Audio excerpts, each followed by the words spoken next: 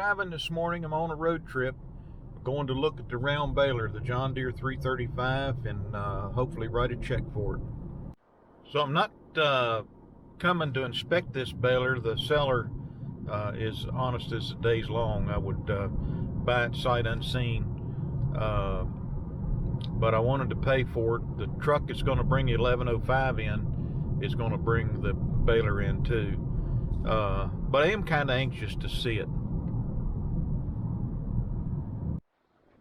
Alright, so here's the baler sitting out, 1020 John Deere tractor. And it's actually got a pickup wheel on it. I didn't think it did from the pictures I had seen.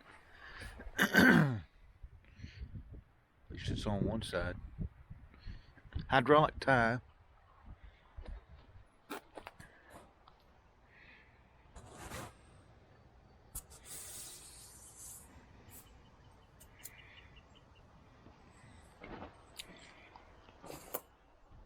Pretty simple baler from what I read. I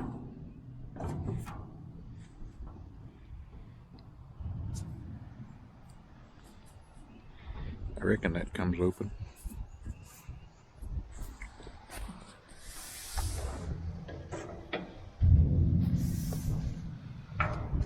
What am I doing wrong?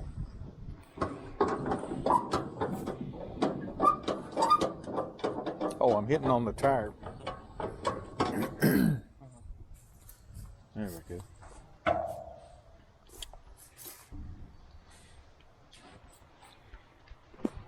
Definitely been used, but sheet metal's not all banged up. So we'll walk around here and look at the other side.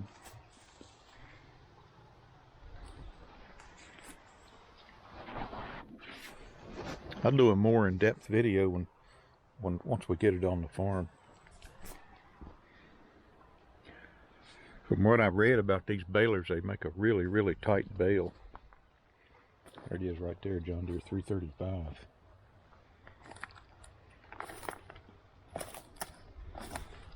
So I don't know if they have pickup wheels on both sides or not. I'd have to look at the manual. I've got the manual.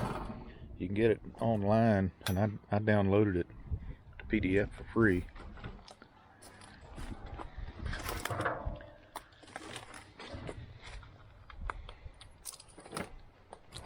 John Deere used a hex shaft with a bearing.